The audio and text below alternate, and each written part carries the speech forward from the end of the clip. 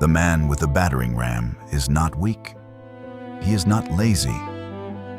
He has applied more force to that iron door than most men apply to anything in the course of their entire lives. Years of effort, tools, levers, and the full measure of his will, all directed at a surface that does not yield. And it does not yield not because the force is insufficient, but because force is the wrong instrument entirely. This particular door was not designed to resist effort. It was designed to respond to a precise, structural condition, one that must be met before any movement is possible. Wallace Wattles spent his entire life delivering one message to the man with the battering ram. You are not lacking effort. You are lacking the key, and the key has never been outside you. It has always been carried within, waiting, patient, and entirely ready. For the moment you ceased assaulting the door, long enough to remember it was there, the man who understands this reaches into his pocket, produces that single key, and turns the lock. The door swings open without resistance, not because he is stronger, not because fortune favored him, not because the door was different, but because he understood what the first man, in all his years of furious labor, never stopped to consider: that the condition required was never a matter of force. There is a preparation paradox that governs the lives of most people who seek wealth, and it operates with the quiet efficiency of a law that requires no enforcement because it is self-executing. Most people believe they will prepare their mind once the money arrives. Once the pressure releases, once life settles into a form that feels conducive to inner work, once the circumstances arrange themselves into something favorable, they are waiting for wealth to create the condition that they believe wealth requires. This is not a minor error in sequencing. It is a fundamental inversion of the causal order, and it is precisely why the door remains shut for as long as it does. Wattles inverts this entirely, and his inversion is not a philosophical preference. It is a statement of law. The money does not create the mental condition. The mental condition creates the money. Wealth does not appear and then unlock the prepared mind. The mind unlocks, meets the one required condition, and wealth has no choice but to appear. This is not a metaphor. It is a description of the actual sequence in which the formless substance operates. The same sequence that governs every creative act in the universe. Cause precedes effect. The inner precedes the outer. The condition of the instrument determines what the instrument can receive, and no amount of external circumstance can substitute for the inner preparation that must come first. What this means in practice is both sobering and liberating. It is sobering because it removes every external condition as a legitimate excuse for the absence of wealth. It is liberating because it places the entire mechanism of change within the domain of the one thing you actually govern: the state of your own mind. The preparation is not the prelude to some subsequent event. It is the event itself. Everything else, the opportunity, the resource, the circumstance that appears to deliver the desired result, is consequence. It follows the preparation the way water follows the open channel. Wattles does not ask you to wait for better conditions. He asks you to become the condition that makes everything else inevitable. What follows is not a collection of encouragements, nor a sequence of exercises designed to improve your relationship with money. What will be examined here is the single condition Wallace Wattles identifies as the non-negotiable prerequisite to wealth. The precise state the mind must inhabit before the formless substance can deliver what you desire. Wattles called it the prepared mind, and he was exact about what preparation means and what it does not mean. It is not a mood. It is not an attitude adjustment. It is a structural alignment. a specific configuration of inner force that, once achieved, opens a channel between human volition and the creative substance of the universe. The architecture of that preparation rests on three interlocking elements that Wattles identifies with the precision of a scientist describing a formula. Each element is necessary. None is sufficient alone. Together, they constitute a condition so specific that the formless substance cannot fail to respond, not because it is compelled by your desire, but because it operates according to laws as reliable as gravity. And a mind in full preparation is operating in perfect accord with those laws. Understanding this distinction between forcing the door and meeting the condition the door requires is the first act of genuine preparation, and it is where the work of this examination begins. This examination will also address what blocks preparation, not in the abstract language of mindset, but with the clinical precision Wattles himself employed. He was not a gentle teacher. He was a precise one. He identified the exact states of mind that clog the channel, named them without sentiment, and described the specific acts of inner discipline required to remove them. The man who has spent years hammering the door does not need inspiration. He needs to understand the nature of the lock. That is what Wattles provides. That is what will be delivered here. The structural key that, once inserted and turned, opens what no amount of force has ever moved.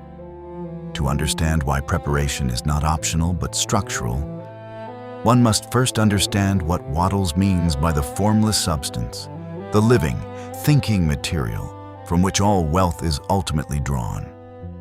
This is not a poetic abstraction. Wattles treats it as the foundational physical reality underlying all visible creation, an infinite, intelligent substance that permeates all space, fills all things, and responds to thought with the same reliability that matter responds to heat or magnetism. It is not inert. It is not indifferent. It is, in Wattles's precise framing, thinking substance.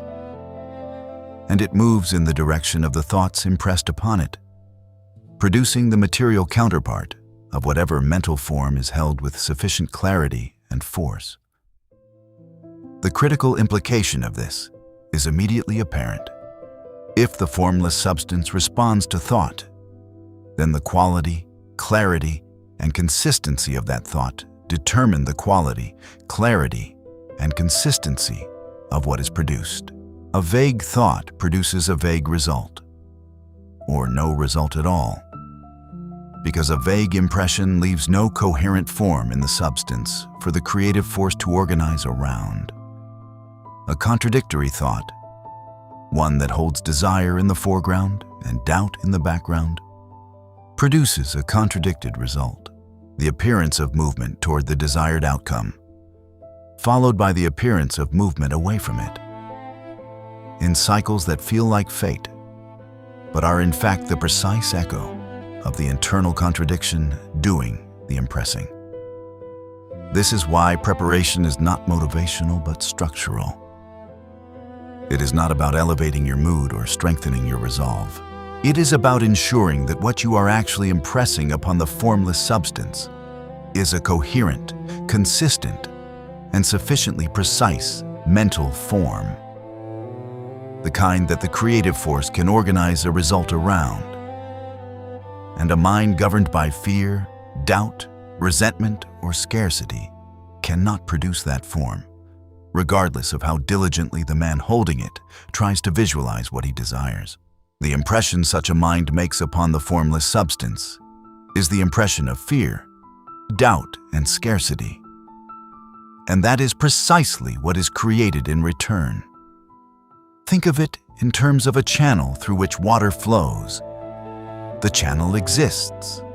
The water, the formless substance moving toward the form of what you desire, is always present, always in motion, always seeking the path the prepared mind opens. But a pipe clogged with contradictory states cannot carry abundance, regardless of how much abundance is pressing against the blockage from the other side. The clog is not punished. It is simply not bypassed. The water does not force its way through. It waits, without judgment, for the obstruction to be removed. Wattles's preparation law is, in its most essential form, the science of clearing the pipe. What makes this teaching unusual, and what separates it sharply from the vocabulary of modern self-help, is that Wattles does not frame preparation as an act of self-improvement. He frames it as an act of alignment with a law that was already operating before you became aware of it. You do not prepare your mind in order to become a better person or a more deserving one. You prepare it in order to cease being an obstruction to a process that the universe is already attempting to complete. The formless substance is not withholding. It is not testing your worthiness. It is simply reflecting back with perfect fidelity the state of the mind that is attempting to work with it. This distinction is not subtle. It is foundational. A man who believes he must earn the right to receive wealth through sufficient virtue or sustained effort is still operating from a framework of scarcity. He has made wealth contingent upon a condition external to the law itself. Wattles does not recognize virtue or effort as prerequisites in the moral sense. He recognizes only the prepared mind, the mind that has aligned itself with the creative law, as the operative condition. The law does not reward the good man, it responds to the prepared one. And preparation is available to any man who understands what it requires and applies that understanding with discipline and consistency. Consider what this means for the man who has been striving without result. He has not been failing because he lacks talent, or because fortune is capricious, or because wealth is reserved for a different class of person. He has been failing because the instrument through which he is attempting to work the law has not been prepared to work it. His effort is genuine. His desire is real. But desire, however intense, is not preparation. Desire directed through an unprepared mind impresses the formless substance with the image of wanting, and the formless substance, responding faithfully, creates more wanting. This is not cruelty. It is law operating precisely as it must. There is, in this recognition, a quality of stillness that descends on the serious student. If the law operates with such precision, if the formless substance is such a faithful mirror, then the entire focus of intelligent effort shifts from the outer world to the inner one. The question ceases to be, how do I acquire more? And it becomes instead, what am I actually impressing upon the formless substance in each moment of my mental life? That is the question of the prepared man. It is a question that demands not ambition, but discernment.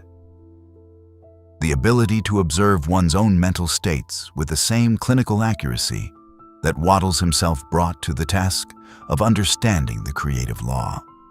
The prepared mind, in Wattles's framework, is not a permanently elevated state that a man achieves once and never loses. It is a condition that must be maintained, not through strain, but through the consistent application of the three structural elements he identifies: vision, gratitude, faith. These three states, when held together without contradiction and sustained as the dominant weather of the inner life, constitute the preparation. They are not character traits. They are specific mental operations, precise acts of inner discipline that keep the channel clear and the impression upon the formless substance coherent and consistent. Understanding why each of these three elements is structurally necessary, rather than merely desirable, is the work of the remainder of this examination. But before that work begins, one point must be established with absolute clarity. The absence of any one of these elements does not merely weaken the preparation. It negates it. A vision held without faith is a fantasy. Gratitude practiced without a specific vision has no organizing form for the formless substance to work with.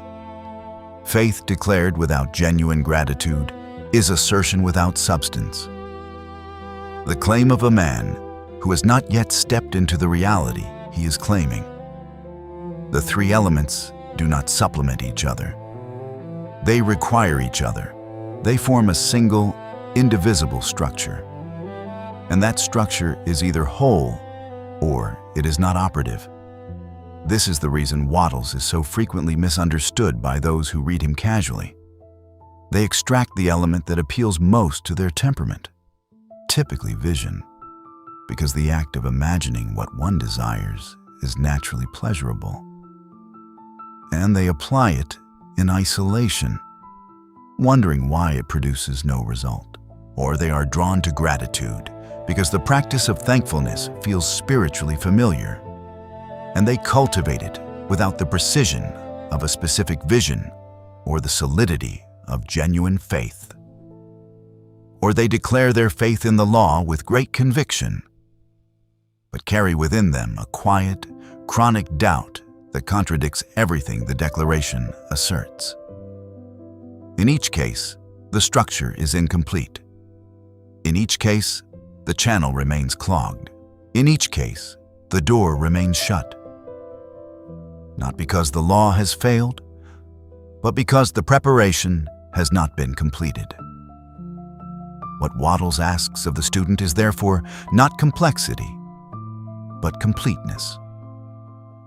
The preparation law does not demand that you understand the metaphysics of the formless substance at a level beyond what he provides. It does not require advanced philosophical knowledge or years of spiritual practice. It requires that you meet the one condition in its three indivisible parts with the same absolute consistency that the universe brings to the execution of its own laws. The sun does not rise with 80% commitment. The law of gravity does not operate intermittently. The formless substance does not respond to a mind that is mostly prepared on most days. The condition must be met fully, and it must be maintained. That fullness, that completeness of preparation, is what Wattles calls the prepared mind. And it is not an abstraction. It is a recognizable state, a specific configuration of inner force in which the vision is clear. The gratitude is genuine, and the faith is settled. Not struggling, not striving, but settled. The man who has achieved it does not feel like he is working. He feels, for the first time, like he has stopped working against himself. The effort that was expended in the assault on the door has been redirected into the quiet, disciplined maintenance of the condition the door requires. And in that redirection, something fundamental shifts. Not in the world outside him, but in the invisible substance that world is drawn from. The formless substance does not announce this shift.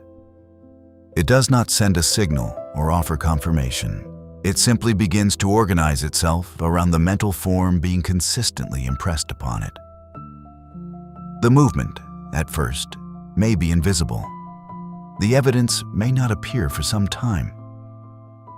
But Wattles is unequivocal on this point. The response of the formless substance to a fully prepared mind is not a matter of hope or probability. It is a matter of law. The question is never whether the substance will respond. The question is only whether the mind has met the condition that allows the response to reach it. That is the preparation law. That is the lock. And the remainder of this examination is the key. The logic that underlies the preparation law is not Wattles's invention. It is the articulation of a principle that the most rigorous minds in the history of human thought have independently arrived at. from different directions, using different languages, but converging on the same structural truth. That truth is this: the inner is causally prior to the outer.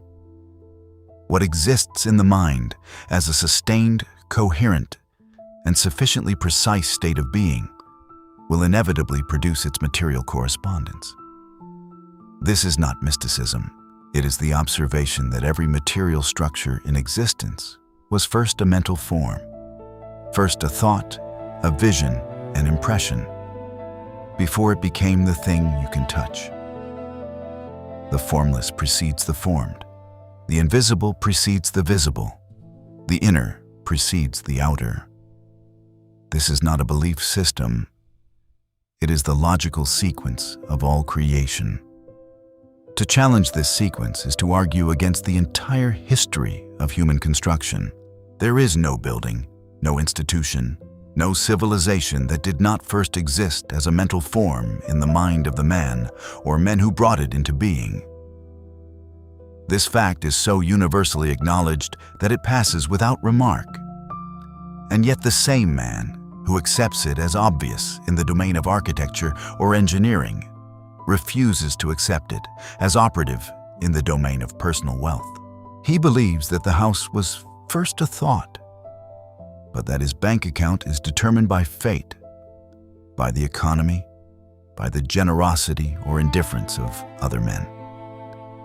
He has applied the principle selectively, accepted it where it costs him nothing, and rejected it precisely where it would demand the most of him. Wattles does not permit this selective application. He extends the principle to its logical conclusion without apology or qualification. Everything that exists in the material world is a precipitation from the formless substance, and the form it takes is determined by the form of the thought impressed upon it. This means that a man's financial condition is not an accident, not a punishment, and not a privilege reserved for others. It is the material correspondence of his habitual mental states, the precise harvest of what he has been consistently impressing upon the formless substance, whether consciously or not. This is a statement of such radical personal responsibility that most people recoil from it immediately, because accepting it fully means accepting that they have been the author of the very condition they have been blaming on the world. That recoil is itself a diagnostic. The man who finds this principle deeply uncomfortable is the man who has the most to gain from it, because his discomfort signals that he is already sensing, at some level, the degree of sovereign power it places in his hands. A principle that makes you responsible for your poverty is a principle that also makes you capable of your wealth. These are not separable implications. They arrive together as a single recognition, and the man who accepts one has no logical ground to refuse the other. This is the first act of the prepared mind, the acceptance of full causal dominion over one's own material condition. The objections to this principle are predictable, and Wattles addresses them with the patience of a man who has heard them all. The first objection is the circumstance objection. I was born into poverty, or my industry collapsed, or the economy turned against me. Wattles does not deny the reality of circumstances. He redefines their causal status. Circumstances are not causes. They are effects of prior mental states, whether those states belong to the individual or to the collective. The man born into poverty was not destined by the formless substance to remain there. He was born into a set of conditions, outer forms, that will persist as long as the inner conditions that produce them persist, and no longer. Change the inner condition sufficiently, and the outer conditions must change to match it. This is the law. It does not negotiate with circumstances. The second objection is the effort objection. I have worked hard my entire life, and the wealth has not come. This is the man with the battering ram again. And Wattles' answer to him is the same as it always was. You have not been insufficiently effortful. You have been insufficiently prepared. Hard work directed through an unprepared mind, through a mind that doubts, that resents its current condition, that fears the future and grips the present with the anxiety of scarcity, does not carry creative force. It carries the energy of its own inner state. And that inner state, impressed faithfully upon the formless substance, produces more of itself, more struggle, more effort that circles without arriving, more of the grinding sensation that effort is expending itself against a door that will not open. The third objection is the faith objection. I cannot simply believe that the law will work for me when I have no evidence that it has. This is the subtlest objection and the most dangerous, because it appears to be reasonable. But Wattles identifies it as the precise inversion of how the law actually operates. Evidence does not precede faith in the architecture of the preparation law. Faith precedes evidence. Not blind faith, not the forced assertion of a conviction one does not actually hold, but the reasoned, disciplined choice to align one's mental state with the logic of the law before the physical confirmation arrives. The prepared mind does not wait for proof. It operates from principle, and the proof follows, as it must, because the law is operative. To understand why faith must precede evidence rather than follow it, consider how any law in nature operates. The scientist does not wait for gravity to prove itself before he trusts it to hold the structure of his experiment together. He operates from the principle, and the principle performs. The farmer does not wait for the harvest before he plants the seed. He plants from an inner conviction that the law of growth will operate as it has always operated, and the harvest follows the planting, not the other way around. Wattles applies this same logic to the law of mental creation. You plant the seed of the precise vision. Water it with genuine gratitude. Hold it with the settled faith of a man who understands that the law is already operative. And the harvest follows. But the harvest will never precede the planting. The sequence is fixed. What makes this logic unshakable is precisely its universality. If the principle of inner causation applied selectively, figit, if it worked for some men and not others, or in some domains and not others, then the objections against it would have genuine force. But Wattles demonstrates, by reference to every man who has ever built substantial wealth, that the sequence is always the same. First, a specific and sustained mental form, a vision held with clarity, certainty, and the kind of faith that does not require daily renewal because it has become the man's settled operating assumption. Then, the movement of the outer world toward that form. The details of the outer movement vary infinitely. The inner sequence never varies at all. It is, in the most precise sense of the word, law. This consistency is what gives the prepared student something more valuable than inspiration. It gives him certainty, not the emotional certainty of enthusiasm, which rises and falls with mood and circumstance, but the structural certainty of a man who has understood a law well enough to trust it the way he trusts mathematics. 2 + 2 does not sometimes equal 4. The formless substance does not sometimes respond to a fully prepared mind. These are not probabilities. They are the terms of operation of the system, the architecture of reality as Wattles understood it, and as every man who has successfully applied these principles has confirmed by his own experience and his own results.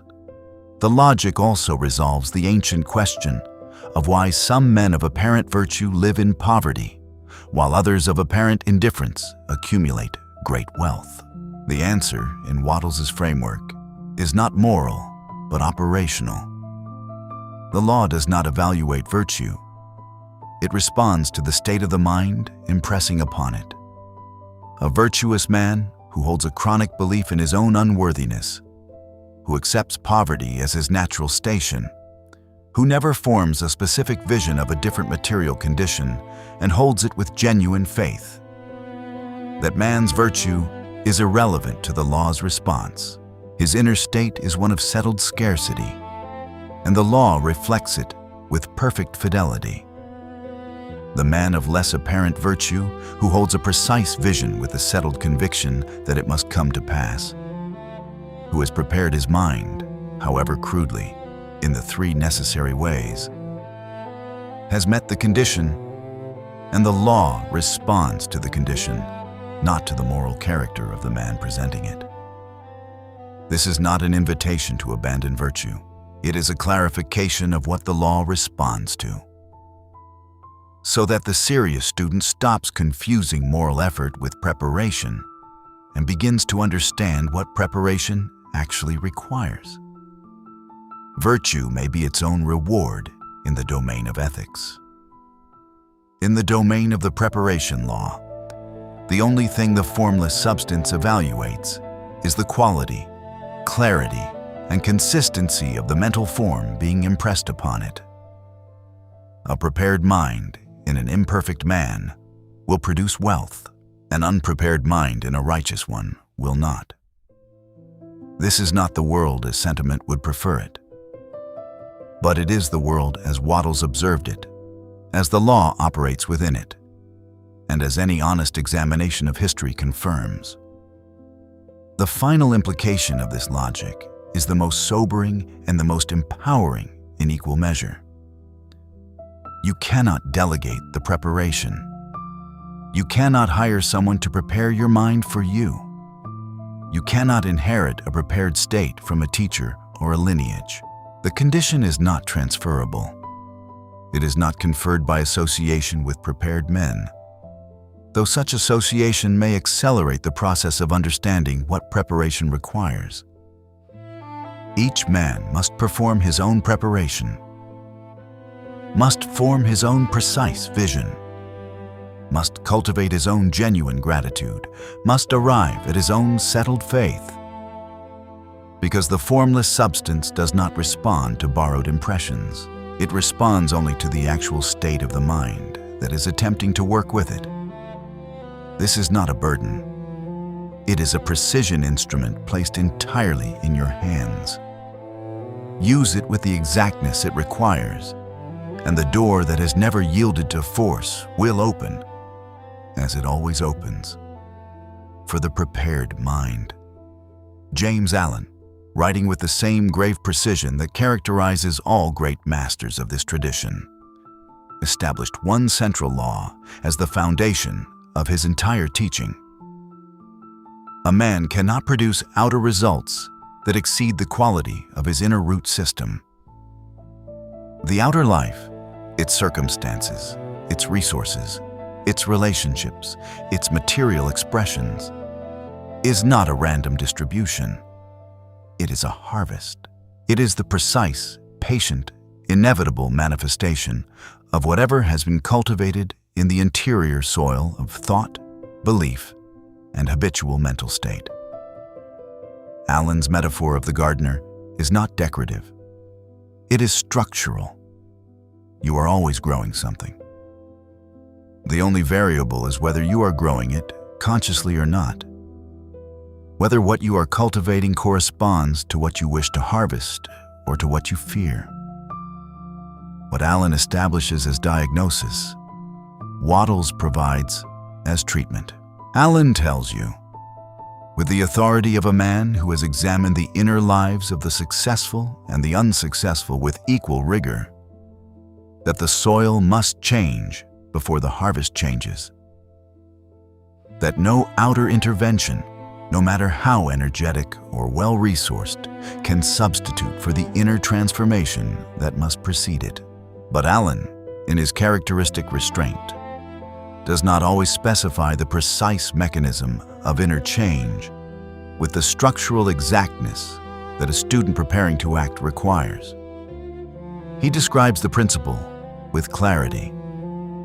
He does not always prescribe the practice with specificity. This is where Wattles enters, and where the two teachings form. Together, something more complete than either achieves alone. Wattles provides the specific preparation that Alan's root system must undergo before it can bear the fruit of wealth. It is not sufficient in Wattles's framework to simply cultivate better thoughts or to pursue a general improvement of inner condition. The root system must be brought into a specific configuration, the three-part alignment of vision, gratitude, and faith.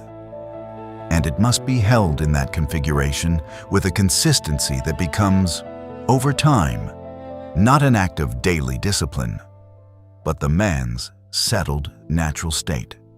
This is the precise act of inner cultivation that Alan's gardener metaphor implies but does not fully articulate. Wattles articulates it. Together, the two teachers describe the complete science of the prepared mind.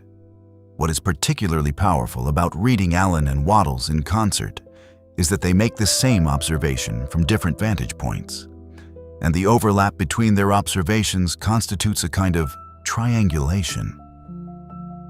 The kind that makes a principle feel not like a teaching, but like a confirmed fact. Alan approaches from the angle of character and the law of cause and effect. Wattles approaches from the angle of the formless substance and the mechanics of mental creation. Both arrive at the same conclusion. The inner state is causally prior to the outer result, and the specific quality of the inner state determines the specific quality of the result with the precision of a mathematical relationship. When two independent observers using different instruments arrive at the same reading, the reading acquires a solidity that no single observation can provide. The prepared mind, in this combined reading, is simply Alan's healthy root. The root that has been cleared of the weeds of resentment, doubt, and scarcity, and cultivated with the three specific elements Wattles prescribes. It is the inner condition that does not merely hope for a better harvest, but is, by its own nature, the kind of soil in which the desired harvest cannot fail to grow. Alan describes the condition in terms of character. Wattles describes it in terms of mental alignment. But the condition they are both describing is the same condition, arrived at by the same inner work and productive of the same outer result. Wealth flowing, as it must, toward the mind that has prepared itself to receive it. Consider for a moment the man who has read Alan carefully and genuinely accepted the principle that his inner life is the cause of his outer circumstances. He has done the work of clearing his resentments, of examining his habitual thoughts, of choosing more carefully what he cultivates in the soil of his attention. He understands the diagnosis, but without Wattles's specificity, he may remain unclear about what exactly he is cultivating toward, what the precise form of the healthy root looks like. He knows what to remove. He is less certain about what to plant. Wattles answers this with the exactness the question requires. Plant a specific vision, water it with genuine gratitude, and root it in the settled faith that the law of the formless substance will deliver the result of the vision specifies. That is the planting.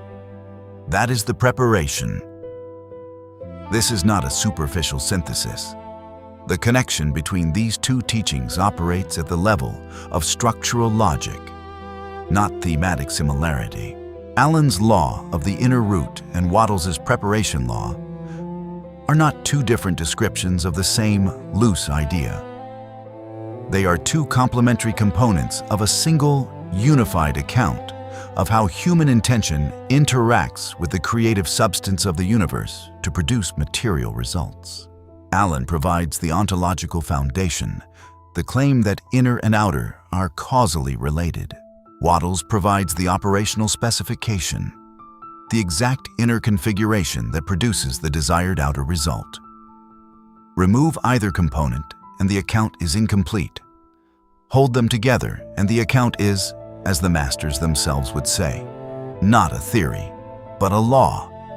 There is a further dimension of the Allen-Wattles connection that demands attention, because it addresses the most common point of confusion in the application of these principles. That confusion is the relationship between inner preparation and outer action. Allen is sometimes read as advocating a kind of noble passivity, as if the man who cultivates the right inner root has only to wait for the outer circumstances to rearrange themselves around him. This reading misrepresents Allen, but it is a misrepresentation that Wattles explicitly corrects. The prepared mind does not produce wealth by inner cultivation alone and without outer action. It produces wealth by ensuring that the outer action it takes is charged with the full creative force of a mind in alignment with the law. That it is, in Wattles's terms, efficient action rather than mere motion. Efficient action in this framework is action that carries the full impression of the prepared mind into the outer world. Action that is taken not from desperation or compulsion, but from the settled certainty of a man who knows where he is going and moves toward it with the directness and economy of one who has already seen the destination clearly. It is action informed by vision, sustained by gratitude, and held in the confidence of faith. It is qualitatively different from the action of the unprepared man. Different not in its physical form, but in the force it carries. The same task performed by a prepared mind and an unprepared one looks identical from the outside. The results they produce are not identical at all. Allen understood this distinction in his own terms. The man of noble character who acts from his cultivated inner state will find that his actions carry a natural authority and attract a natural cooperation from the world that the man acting from inner chaos cannot access. This is not mysticism. It is the observation that the state of the instrument through which effort is channeled determines what that effort can accomplish. A tuning fork struck against a surface transmits its frequency into whatever it touches. The man who acts from a prepared mind transmits the frequency of that preparation into everything his action touches. And the formless substance, responding to that frequency, organizes itself in correspondence. The root determines the fruit. The inner determines the outer. Allen and Wattles together make this not merely a principle, but a practical program. The final synthesis of this connection is, perhaps, the most important. Both Allen and Wattles describe a world in which the prepared man is never at the mercy of the world. He is not waiting for permission from circumstances, from other men, from economies, or from the capricious movement of fortune.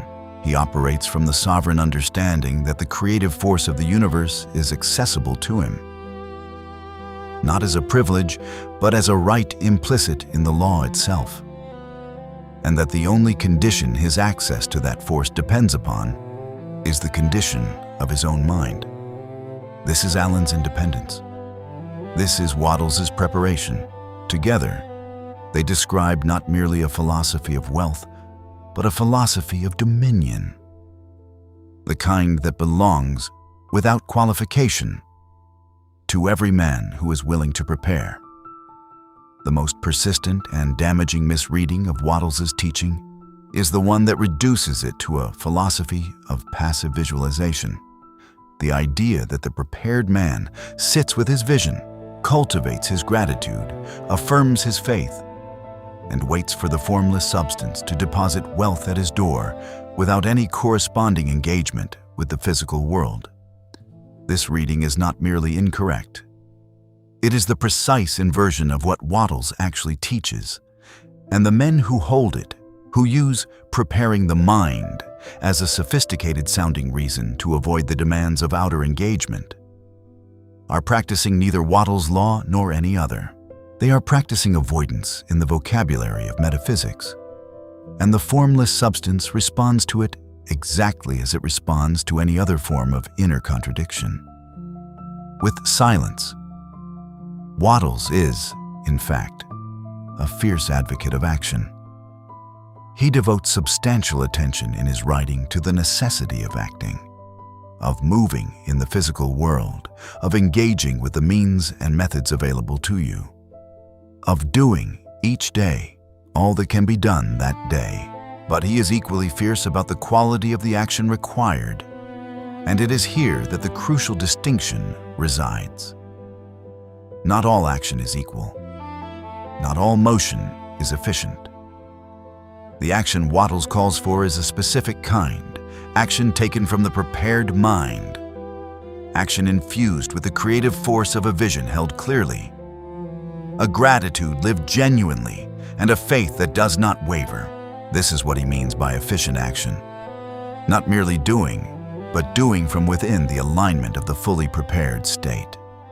The distinction between efficient action and mere motion is one of the most precise and practically important insights in Wattles' entire body of work. Mere motion is what the man with the battering ram is engaged in. He is doing, he is exerting, he is expending genuine effort over genuine time. But the action proceeds from an unprepared mind, from fear, from doubt, from the frantic energy of a man who does not believe the law will work for him, but is willing to try anything that resembles effort. That inner state is what is actually being impressed upon the formless substance during each act of his striving. And the formless substance reflects it back with its characteristic precision. More striving, more doubt, more of the sensation that effort is circling without arriving. Efficient action is categorically different because it proceeds from a different source. The man who acts from a fully prepared mind is not striving against doubt. He is moving from a state of settled certainty. Certainty about where he is going, certainty that the law is operative, certainty that each action he takes is one move in a sequence that must end in the result the law compels. His action does not carry the frequency of anxiety. It carries the frequency of the prepared mind itself. Clear, organized, and aligned with the creative force that is already moving through the formless substance toward the form of his vision. This is not a metaphor for confidence. It is a description of the actual difference in the impression being made upon the substance through which the result must flow. This is why Wattles' preparation law does not delay action. A common misunderstanding among those who fear that inner preparation is a detour from the outer work that wealth requires. On the contrary, preparation ensures that when action comes, it comes charged with the full force that efficient action requires. The unprepared man who acts is spending energy. The prepared man who acts is impressing form.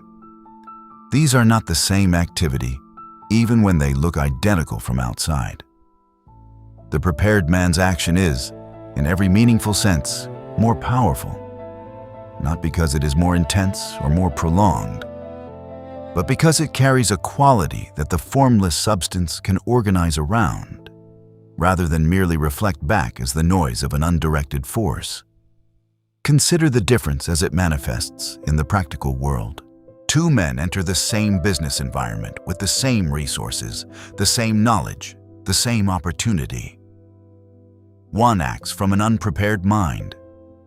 He works hard, he is intelligent, he is not without desire. But below the surface of his activity, there runs a chronic doubt about whether the result he seeks will actually come to him. He is working toward the outcome while simultaneously, at a level he may not even be conscious of, disbelieving in it. The other man acts from a prepared mind. His vision is specific and settled. His gratitude is genuine. His faith is not a performance, but an operating assumption. Over time, not immediately, not without effort, but with the inevitability of a law expressing itself.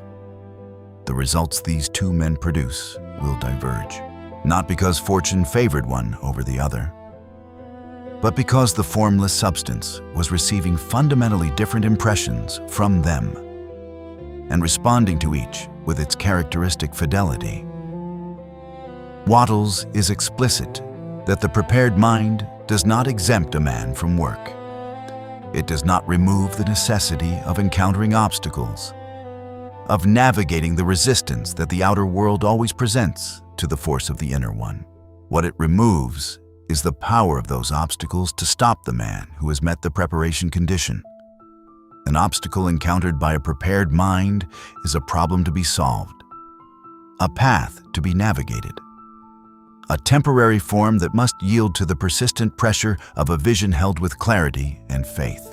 An obstacle encountered by an unprepared mind is confirmation. Confirmation of the doubt that was already present, evidence in favor of the chronic belief that the desired result was unlikely or unavailable. The prepared mind and the unprepared mind are not encountering the same obstacle. They are encountering the same outer form through the filter of fundamentally different inner conditions. And what they each extract from the encounter is determined by the condition they brought to it. This is the precise mechanism by which the preparation law does not merely improve the experience of striving toward wealth, but actually changes the outcome of it. When action is taken from the prepared state, it is not just more pleasant or more confident. It is more causally effective, because it is impressing a more coherent, more specific, and more consistently sustained form upon the formless substance than the action of the unprepared man can ever achieve, however great the intensity of his effort. This is why Wattles, after all his insistence on action, returns always to the preparation as the primary condition, not because action is unimportant, but because the quality of the action is entirely determined by the quality of the mental state from which it proceeds. The man who has understood this does not choose between preparation and action. He understands that they are not alternatives. They are a sequence, and the sequence is non-negotiable. Prepare first. Act from the prepared state. Continue to act and to maintain the prepared state with the consistency that the law requires.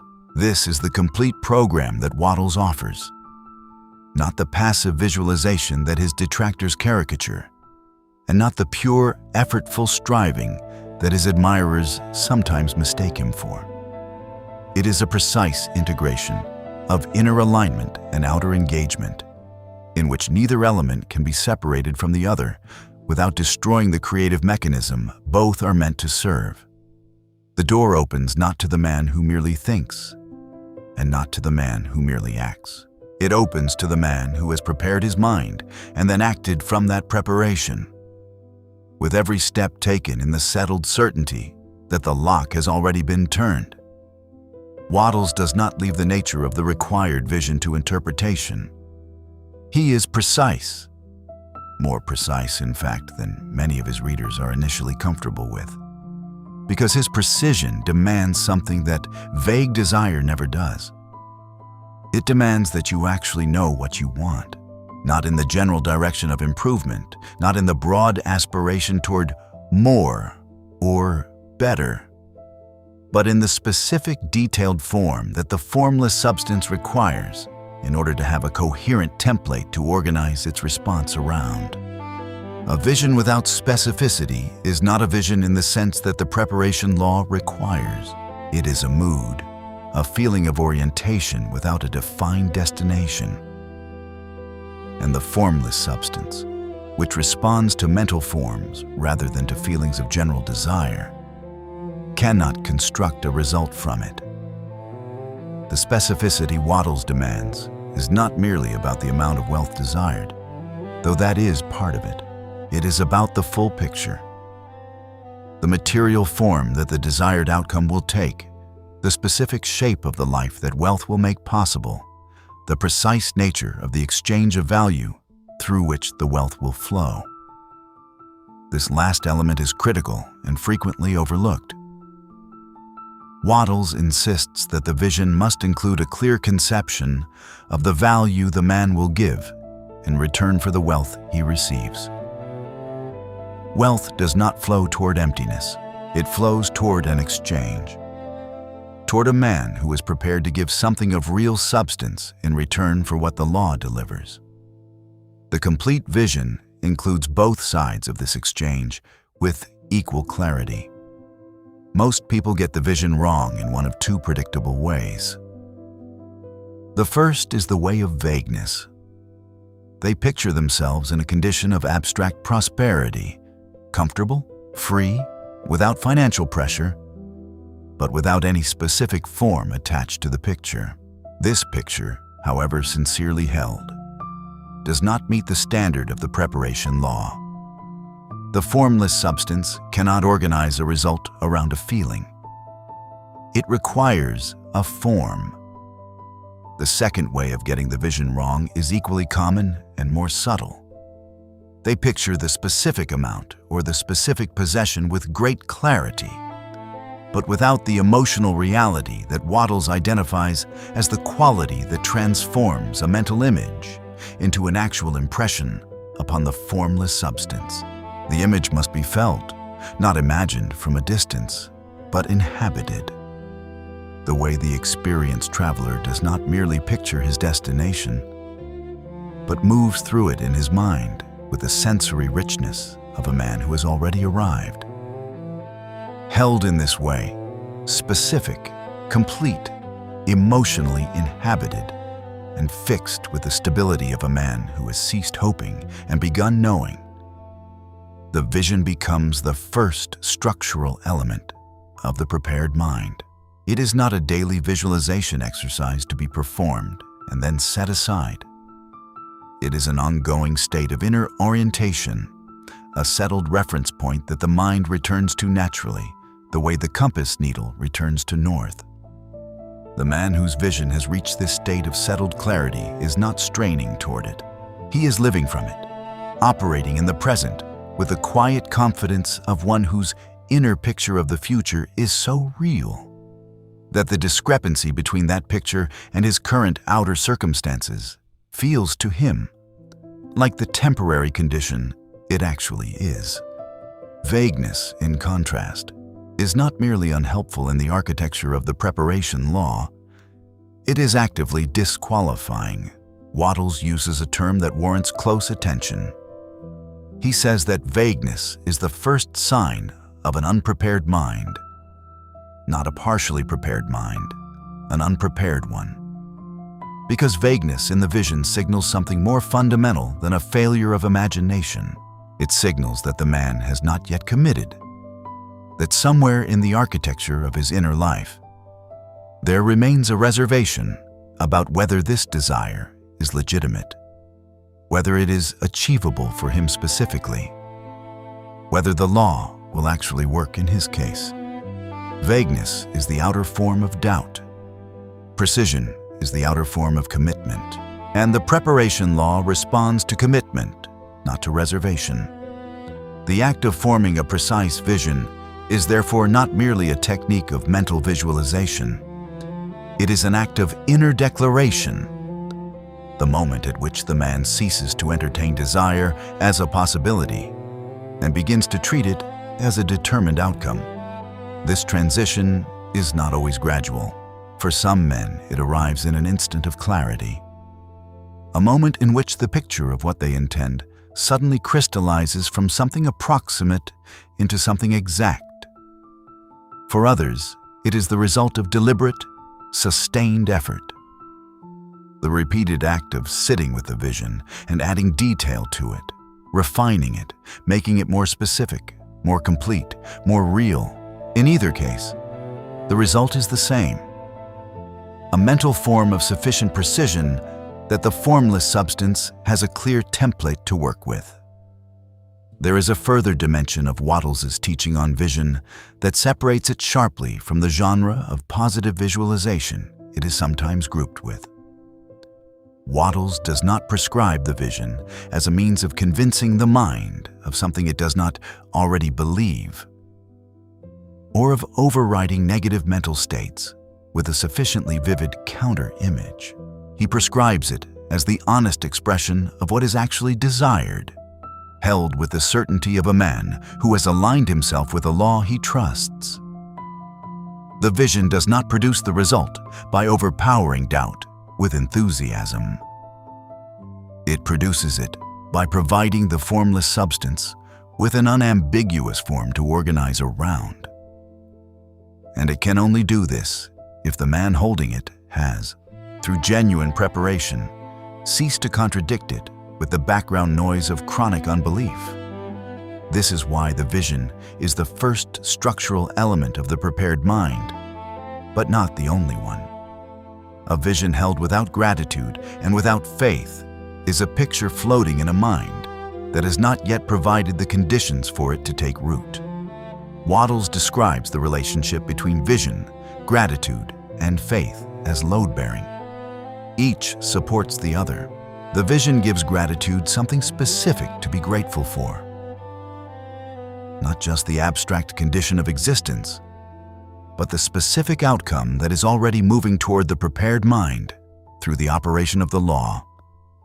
And faith, genuine, settled faith, is what keeps the vision stable in the presence of the outer world's inevitable contradictions, the circumstances that do not yet correspond to the picture, the delays and detours that an unprepared mind interprets as evidence of failure, and a prepared one recognizes as the natural movement of a process already underway. The prepared vision, then, is not just a mental image. It is a specific, detailed, emotionally inhabited picture of a desired outcome, held with the stability of a man who has grounded it in genuine gratitude and sustained it with settled faith. It is the first act of preparation and the organizing center of the entire structure. Without it, gratitude has no object and faith has no content.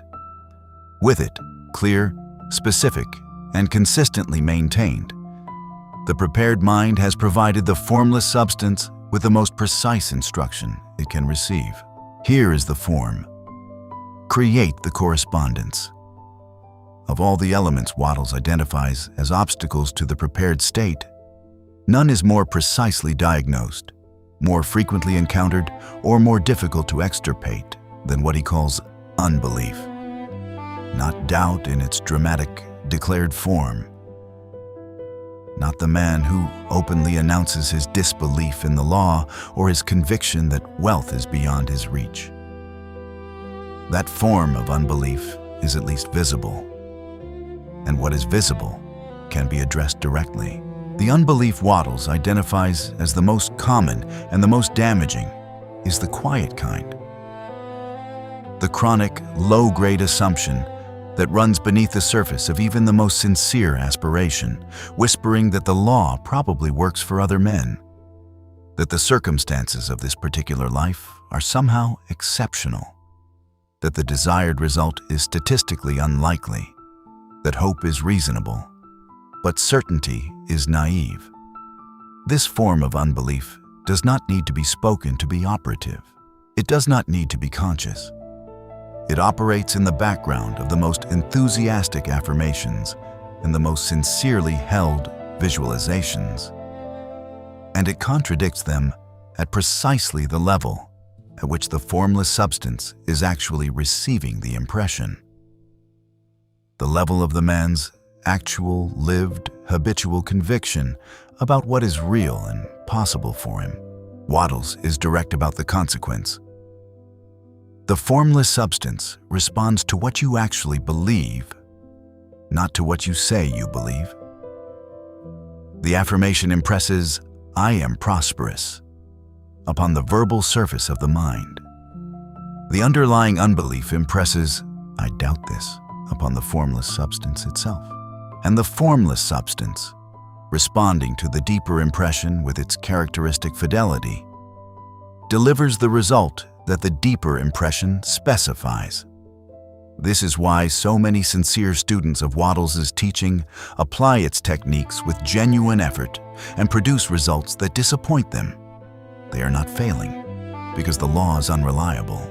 They are failing because the preparation is incomplete, specifically because the element of genuine faith has not displaced the chronic unbelief that occupies the ground it needs to inhabit. They have added the practice of visualization to a mental landscape that still fundamentally believes in scarcity. They have layered a new form of thought over an old structure of conviction without dismantling the old structure first. The result is a house whose walls claim abundance, while its foundation insists on lack. And the formless substance, reading the foundation rather than the walls, constructs accordingly. Closing the gap between what one says one believes and what one actually believes is therefore not merely a desirable enhancement of the preparation. It is a prerequisite for the preparation to be genuine. Wattles does not prescribe a method for closing this gap with the same specificity he applies to vision, because the gap is different for every man, and the work of closing it requires the kind of honest self-examination that cannot be performed by any formula. What he does prescribe is the direction of the work toward the settled conviction that the law is as reliable as any other law of nature, that your desire is legitimate, that the formless substance is not indifferent to your specific aspiration, and that the outcome the law will produce is not a statistical possibility, but an inevitable consequence of the preparation being complete. The word settled matters here. Wattles does not describe the required faith as fervent or passionate or intensely held. He describes it as settled, as the state of a man who has finished debating the question and has arrived at a conclusion he does not need to revisit. The fervently held belief is still defending itself against its own doubt. The settled conviction has nothing left to defend against because the doubt has been examined, found to be unfounded in law, and released. The man who holds his faith fervently is still fighting. The man whose faith is settled has already won. Not the outer battle, but the inner one, which is the only battle the preparation law concerns itself with. How does one move from doubt to settled conviction? Wattles' answer, drawn from the logic of the law itself, is this: by understanding the law well enough that doubt loses its plausibility. Doubt persists because it seems reasonable, because the outer world presents constant evidence for the possibility of failure, of scarcity, of the indifference of the universe to personal desire. But this evidence is always evidence from the condition of the unprepared mind, operating in the world that condition creates. It is not evidence that the law is unreliable. It is evidence that unbelief produces the results of unbelief with the same reliability that faith produces the results of faith. When this is understood, not intellectually assented to, but genuinely absorbed, the doubt begins to lose its grip. The evidence it was pointing to is recognized, at last, for what it always was: not a challenge to the law, but a confirmation of it. The final dimension of the unbelief problem that Wattles addresses is what might be called the worthiness trap. The chronic belief, often unconscious, that wealth is appropriate for certain kinds of people, but not for the man holding it. This belief is not always about wealth directly. It may manifest as a belief that ambition is immodest, or that desire for material abundance is spiritually suspect, or that men from a particular background or class simply do not arrive at certain outcomes. In every form, its effect is the same. It introduces a fundamental contradiction into the structure of the preparation, because the man is trying to impress the vision of wealth upon a mind that is simultaneously holding a conviction that wealth is not, at some deep level, for him. The formless substance receives both impressions and reflects back their net result. Movement without arrival, effort without accumulation, a recurring pattern of almost that resolves, each time, into not quite. The prepared mind requires the complete removal of this contradiction. Not its suppression, not its management, but its actual dissolution through the recognition that the law of the formless substance does not distribute its creative force according to social category, historical background, or perceived deservingness. It distributes it according to the condition of the mind attempting to work with it. Worthiness is not a prerequisite in Wattles' system. Preparation is. And preparation is available to every man who is willing to perform the inner work it requires, fully, without the reservation of a mind that is still somewhere below the level of its most sincere aspirations, convinced that the door is not really meant for him. Gratitude, in the architecture of the preparation law, is not a virtue to be cultivated for its spiritual benefits, nor a practice of thankfulness to be performed as an exercise in positive orientation. Wattles assigns it a specific structural function, a mechanical role in the operation of the creative channel between the prepared mind and the formless substance. And understanding this function is essential to understanding why gratitude is not optional in the preparation, but load-bearing. Remove it, and the structure loses one of its three essential walls. The man who holds a clear vision and genuine faith, but carries within him a persistent dissatisfaction with his present condition, a resentment of what is in its current form, has clogged the channel with the very frequency that the preparation law requires him to clear. The mechanical function of gratitude is this. It is the mental state that keeps the man in a condition of perceived abundance, even in the absence of the material abundance he desires. And it is the condition of perceived abundance, not the condition of actual current abundance, that the formless substance reads and responds to. Wattles is explicit about this. The formless substance does not read your bank statement. It reads your mental state, a man who is genuinely grateful. Not performing gratitude as a technique, but actually inhabiting the living recognition of the good that already exists in his life. Has placed himself, mentally and vibrationally, in a state of abundance. That state is precisely what the formless substance requires as the receiving condition for more abundance to flow toward. This is the mechanism by which a gratitude acts as the lubricant of the lock. It is not that gratitude causes the universe to feel disposed toward the grateful man and therefore inclined to reward him. A framing that belongs to the language of sentiment, not law.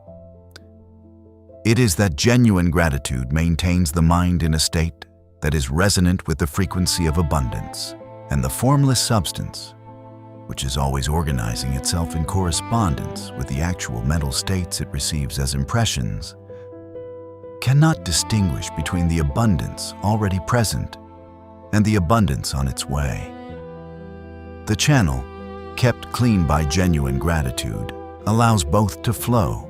The channel clogged by resentment, dissatisfaction, or the chronic awareness of lack blocks both. Not as punishment, but as the simple consequence of a blockage operating as blockages always do. The distinction between genuine gratitude and performed gratitude is not a distinction that Wattles makes lightly, and it warrants careful attention. Performed gratitude, the daily practice of listing what one is thankful for as a kind of mental hygiene exercise, may have value in other domains, but in the architecture of the preparation law, it does not meet the structural requirement.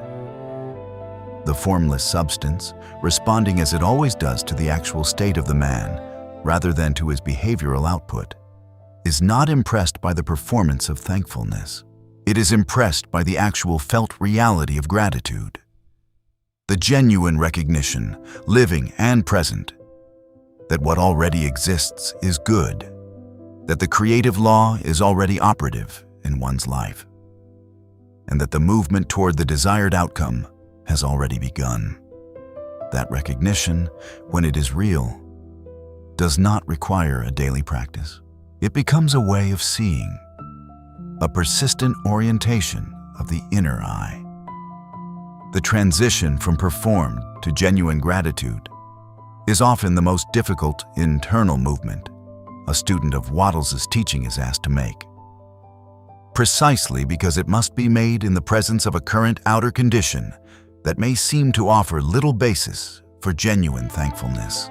The man who is in financial distress, whose circumstances appear to contradict every element of the vision he is holding, is being asked to inhabit genuine gratitude, not because his circumstances warrant it, but because the preparation law requires it as a non-negotiable structural condition. This is where the teaching becomes demanding, not intellectually demanding. It is clear, practically demanding. It asks the man to choose his inner orientation, not in response to his outer circumstances, but in sovereign disregard of them. To be genuinely grateful, not because the evidence supports it, but because he understands the law well enough to know that the evidence will follow the condition, not precede it. Wattles frames this sovereign choice as one of the highest expressions of dominion available to the prepared mind. The man who can maintain genuine gratitude in the presence of adverse outer circumstances has demonstrated the most fundamental form of inner sovereignty. He has refused to allow the outer world to determine his inner state. He has broken the reflex of reaction, the automatic movement from outer condition to inner response, and substituted for it the deliberate, disciplined act of choosing his inner state based not on what the world is currently presenting, but on what the law of the formless substance requires. This is not denial of reality. It is the recognition of a deeper reality, one in which the inner state is always more real, more causally potent, and more determinative of future outer conditions than any current outer circumstance can be. The practical expression of this gratitude is not passive. Wattles identifies it as a force, a form of inner energy that moves outward and attracts, through the operation of the law, more of what it is expressing gratitude for. The man who is genuinely grateful for the good in his life is not merely maintaining a pleasant inner state. He is actively impressing the formless substance with the frequency of abundance. He is causing the creative force of the universe to organize itself in the invisible domain that precedes material manifestation around the form of further abundance. Because the substance does not distinguish between the gratitude felt for what already exists and the gratitude appropriate to what is about to arrive. The man in genuine gratitude is, in the most precise metaphysical sense, already receiving what he has not yet physically acquired. The channel is open. The key has been inserted. The turning has begun. The relationship between gratitude and the other two elements of the preparation is also worth examining with precision. Gratitude without vision is goodwill without direction, a pleasant state that does not provide the formless substance with a specific form to organize toward. Vision without gratitude is desire without receptivity. The form is specified, but the channel through which it must flow is narrowed by the dissatisfaction that always accompanies want unfulfilled. Faith without gratitude is assertion without evidence. And in the absence of gratitude, the evidence of abundance that faith requires is not available to the man who is focused only on what he lacks. Gratitude is the element that holds the other two together, the condition that keeps the vision grounded in the present reality of the law's operation. rather than floating in the future as a wish. And that gives faith its most reliable foothold. The recognition that the law is already working, right now, in the abundance already present. When gratitude is genuine, and the vision is specific, and the faith is settled, a particular quality of inner life becomes available that Wattles describes, but that is ultimately recognizable only through direct experience. It is the quality of certainty without tension, the state of a man who desires deeply and yet is not anxious, who is moving purposefully toward a specific outcome and yet is not desperate, who holds a vision of something he does not yet physically possess and yet does not feel its absence as lack. This is the state of the fully prepared mind. It is not equanimity in the sense of indifference. It is the equanimity of the man who has understood the law and is operating within it. Who knows, with the same confidence he brings to any reliable law, that the result is already determined by the condition he has met. Gratitude is the element of that state that keeps it stable in the face of the world's inevitable attempts to disturb it. The final observation on gratitude in the architecture of the preparation law is this: it is the element most easily recognized in the lives of men who have successfully worked the law, even when those men have no theoretical framework for understanding why it was present in them. The man who looks back at the period preceding a major material breakthrough in his life will, if he examines honestly, recognize a period of unusual inner richness, a period in which, despite uncertain circumstances, he was operating from a deep sense of the good already present, the sufficiency already available, the rightness of the direction he was moving. That inner state was gratitude functioning as Wattles describes it, not as a practice, but as a settled orientation. It was the lubricant in the lock. And the turning, when it came, felt exactly as Wattles said it would. Easy, natural, as if the door had always been designed to open. There is a threshold in Wattles's account of the prepared mind that does not announce itself in advance. It does not arrive on a schedule or in response to a specific number of days of disciplined practice. It arrives when the preparation has been completed. Not partially, not mostly, but actually completed. When the three structural elements have been held together without contradiction for long enough that they have ceased to be acts of discipline and have become the man's settled natural state. This threshold is the point at which preparation ends and the prepared state begins. The moment the work of becoming gives way to the condition of being. Wattles describes this threshold with a precision that is immediately recognizable to any man who has passed through it. The man stops rehearsing the vision and starts inhabiting it. He stops practicing gratitude and starts living from it. He stops trying to believe and finds that he simply does. Not because he has suppressed the doubt, but because, in the honest examination of the law's logic, the doubt has lost its basis. At this point, something in the invisible domain shifts, not dramatically, not with any outer signal. With the quiet inevitability of a law completing the sequence it was always moving through. The way a seed does not announce its germination, but simply, one day, is a sprout. The outer expression of this inner shift is the quality of ease that Wattles identifies as the signature of the prepared mind. The door does not burst open.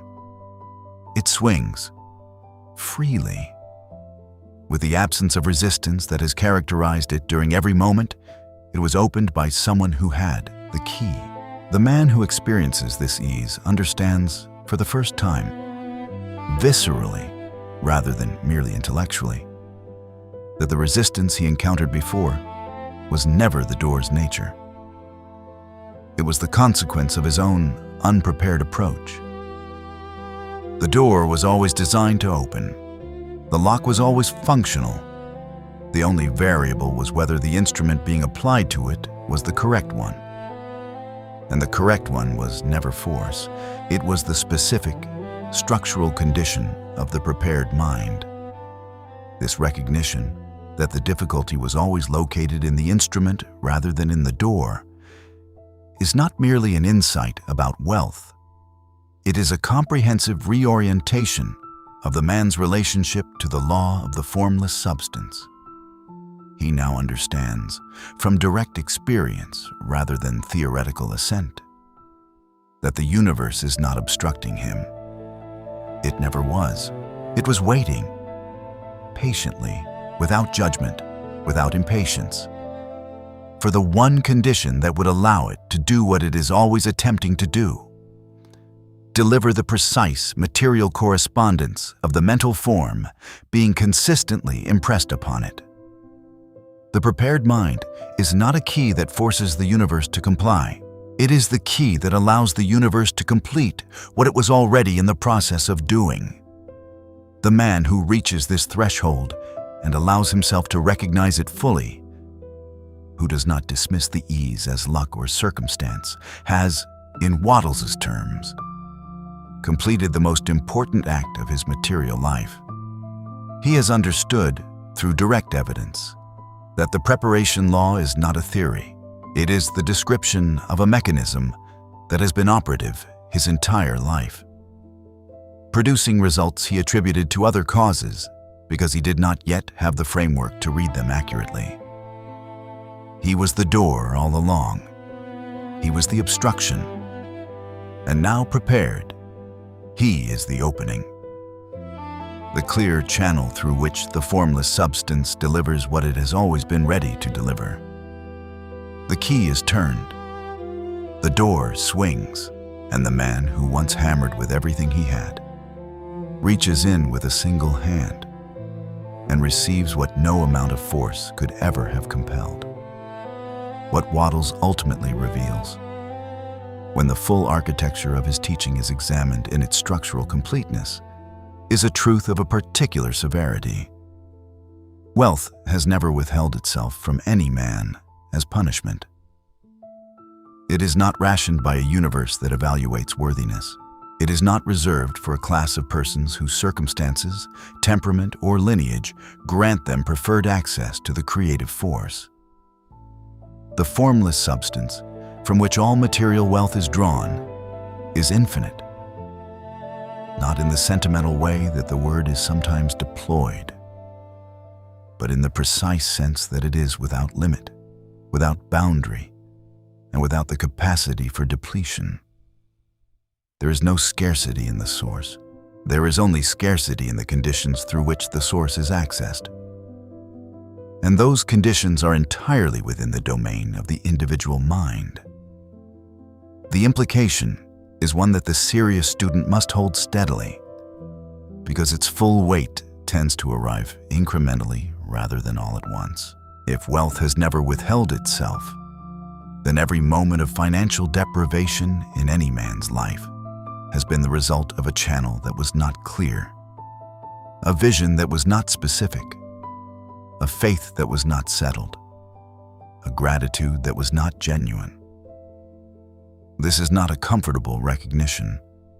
It is, however, a liberating one, because it means that the condition which produced the deprivation is not permanent, not fated, and not imposed by any force external to the man himself. It is internal, and what is internal is subject to the sovereignty of the man who inhabits it. The obstacle is not the world. It is a specific configuration of inner states that, once understood, can be systematically replaced by the configuration the preparation law requires. The door is always there. This is Wattles' foundational claim, and it is stated not as encouragement, but as a structural fact about the nature of the universe. The formless substance does not close its channel to any man. It does not revoke access. It does not grow weary of waiting. It stands with the patience proper to something infinite, on the other side of the prepared mind. Ready, always ready, to organize itself around the form of a vision held clearly, sustained in genuine gratitude, and grounded in settled faith. The door has always been there. The key has always been yours. The only variable, the only thing that has ever stood between any man and the wealth that the law of the formless substance is perpetually ready to deliver, is whether the mind has been prepared to use it. The synthesis, then, is not a summary. It is a single recognition, arriving with the weight of everything that has been examined. The entire distance between where you are and where the prepared mind can take you is internal. It is not a distance measured in time or in effort or in accumulated circumstance. It is a distance measured in the degree of alignment between the current state of your mind and the specific configuration the preparation law requires. Shrink that distance through the disciplined cultivation of the precise vision, the genuine gratitude, and the settled faith. And the outer world has no choice but to rearrange itself in correspondence. This is not hope. This is law. Wallace Wattles wrote at the turn of the 20th century. But the condition he addressed is not historical. It is the permanent condition of every man who has ever stood before the great iron door and chosen force over the key. He wrote for the man who is tired, not physically, but in the deeper sense of a man who has expended sincere effort over meaningful time and arrived at results that do not correspond to the quality of his striving. That man does not need to be told to work harder. He does not need inspiration or a new technique. He needs to understand, with the precision of a law, rather than the comfort of a suggestion, why the door has not moved. And he needs to understand it at a level deep enough that the understanding changes what he actually does next. What Wattles gives this man is not comfort and not cheerfulness. It is dominion, the specific, structural recognition that the creative force of the universe, the thinking substance that underlies all material form, is not indifferent to him, is not beyond his reach, and has never required anything from him that he is incapable of providing. It has required only the prepared mind, the mind that holds the vision with precision, the mind that inhabits genuine gratitude as a settled condition rather than performing it as a practice. The mind that has arrived at the kind of faith that no longer needs to assert itself because it has become, simply, the man's operating assumption about the nature of the law he is working with. The truth that Wattles spent his life delivering is not encouraging in the motivational sense. It is commanding in the philosophical one. It commands the man who receives it to stop assigning causal power to his circumstances and to reclaim the causal power that the law has always placed within him.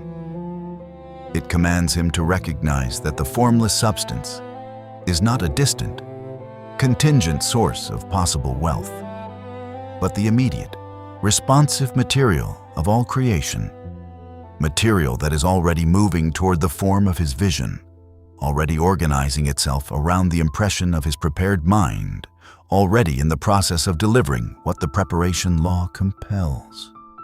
The man who understands this does not wait to be motivated. He is already moving. He has understood the law, and understanding it, he cannot remain still. This is the quality of knowledge that the great masters carry, and that separates their teaching from every lesser genre of instruction. It does not make you feel better about your current condition. It makes your current condition seem, for the first time, genuinely temporary, not as a reassurance, but as a logical consequence of a law that is now operative in your understanding. The poverty is temporary because the inner condition that produced it is temporary. Because it can be changed, Because the tools of change are identified with precision.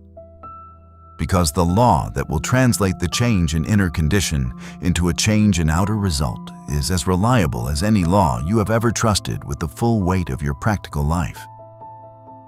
Wattles offers you the key, not the hope of the key itself, with the precise instruction for how to use it. The Master's voice, in Wattles, is never the voice of a man who hopes you will succeed. It is the voice of a man who has understood the law well enough to know that success is not a matter of hope. It is a matter of condition.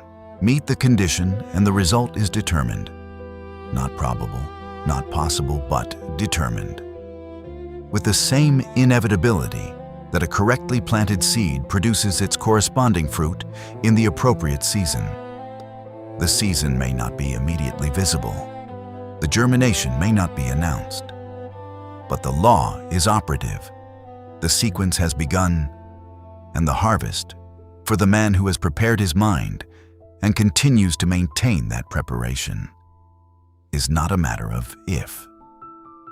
It never was. It is a matter of the time required for the formless to complete its organization into the visible form of what the prepared mind has consistently and clearly impressed upon it. You have been brought here not to be told that you are capable of wealth, that framing belongs to a different register entirely, one that this teaching does not occupy. You have been brought here to understand the law. The law does not require your belief to be operative. It has been operative since before you were born. It will continue to operate after you are gone. What it requires, the only thing it has ever required, is a mind that has been prepared to work with it rather than against it. The man who understands this, who has absorbed it not as a concept, but as a law with operational implications for how he governs his inner life from this point forward, is not the same man who arrived at the beginning of this examination. Something has shifted. The question is only whether he will allow that shift to become the foundation of a genuine preparation, or whether he will set it aside and return to the battering ram. Wattles would not ask you to choose. He would state, with the precision of the oracle rather than the warmth of the counselor, that you have already been given the knowledge. What you do with it is the expression of your dominion, or the abdication of it. The door stands. The key exists. The law is operative. The only remaining question is the one you must answer in the privacy of your own mind, in the honest confrontation with the state of your own inner life. Has the preparation been completed, or does the work remain?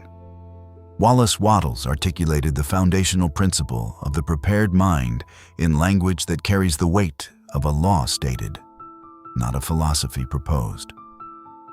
His words: "There is a thinking stuff from which all things are made. A thought in this substance produces the thing that is imaged by the thought. Man can form things in his thought, and by impressing his thought upon formless substance, can cause the thing he thinks about to be created." Read this not as poetry and not as metaphor. Read it as Wattles intended it, as the description of a mechanism, a statement of the terms under which the material world comes into existence from its invisible source. Every word is precise.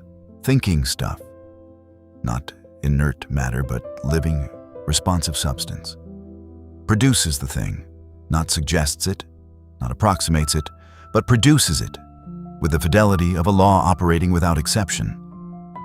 Impressing his thought, the act is internal, sovereign, and entirely within the domain of the prepared mind.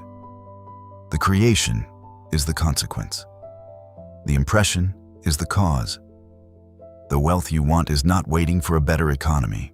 It is not suspended in the uncertainty of markets, the decisions of governments, or the capriciousness of opportunity. These are outer forms effects, not causes. And they exert only the power over your material condition that your own inner state grants them by receiving their frequency and reflecting it inward. The wealth you want is not waiting for a lucky break or a perfect plan or the arrival of the right circumstances. All of these are effects seeking a cause to organize around. The cause is the prepared mind. The prepared mind is the one condition, the single, non-negotiable prerequisite that transforms the formless substance's infinite readiness to create into the specific material result the vision specifies. The invitation extended here is not the invitation of the motivational register. It is the challenge of the prepared state. Meet the condition, not partially, not intermittently, not on the days when outer circumstances appear to support the effort. Meet it fully, with the precision of vision that Wattles demands, with the genuine gratitude that keeps the channel clean, with the settled faith of a man who has examined the law and found it unassailable.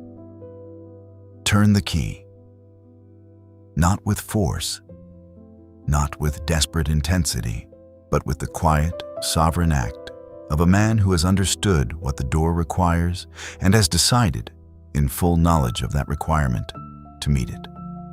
Write in the comments, as a declaration, not a wish, the words, "My mind is the key," not because the declaration itself operates the law, but because the act of writing it is the outer expression of an inner commitment. The moment at which the man who has been hammering the door sets down the battering ram and reaches, for the first time, into his own pocket. The door has always been there. The key has always been yours. The law has always been operative. The only thing that has ever separated you from the wealth the formless substance is perpetually ready to deliver is the one condition you are now equipped to meet. The preparation is the work. The door is the consequence. And the door for the prepared mind has never been locked at all.